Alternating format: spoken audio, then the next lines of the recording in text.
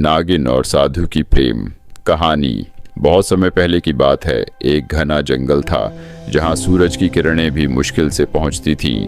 उसी जंगल में एक सिद्ध साधु अपनी तपस्या में लीन रहते थे।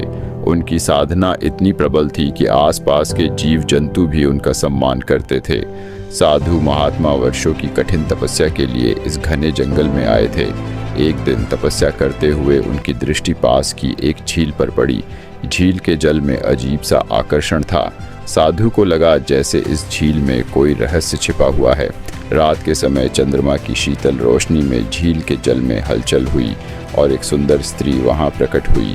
परंतु वह साधारण स्त्री नहीं थी, वह थी एक नागिन जिसने अपनी इच्छानुसार रूप बदलने की शक्ति प्राप्त की थी। उसका नाम नागविनी था।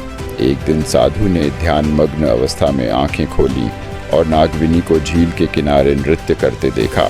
उनकी साधना भंग हो गई, लेकिन उनकी दृष्टि नागविनी से हट नहीं पाई। धीरे धीरे नागविनी और साधु के बीच वार्तालाप शुरू हुआ। नागविनी को साधु की तपस्या और उनके शांत स्वभाव से प्रेम हो गया।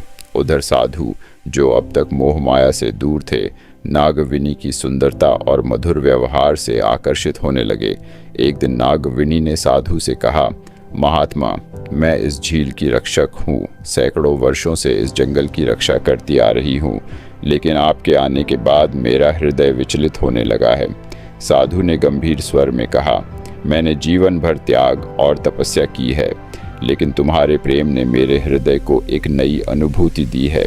नागविनी ने साधु से कहा, यदि हमारा प्रेम सच्चा है तो तुमको मेरे साथ नागलोक चलना होगा, लेकिन एक शर्त है, तुम कभी मेरे वास्तविक नाग रूप से भयभीत नहीं होगे।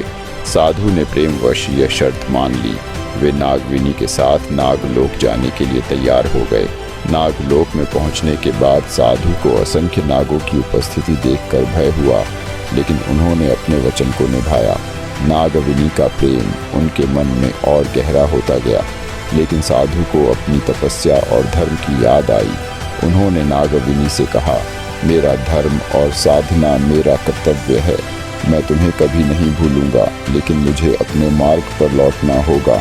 नागविनी ने आंसुओं के साथ साधु को विदा किया, लेकिन उनका प्रेम अमर हो गया। साधु ने जंगल लौटकर अपनी साधना पूर्ण की और नागविनी हर पूर्णिमा की रात झील से निकलकर उनकी एक झलक पाने आती रही। यह प्रेम कहानी त्याग, वचन और सच्चे प्रेम की शक्ति को दर्शाती है।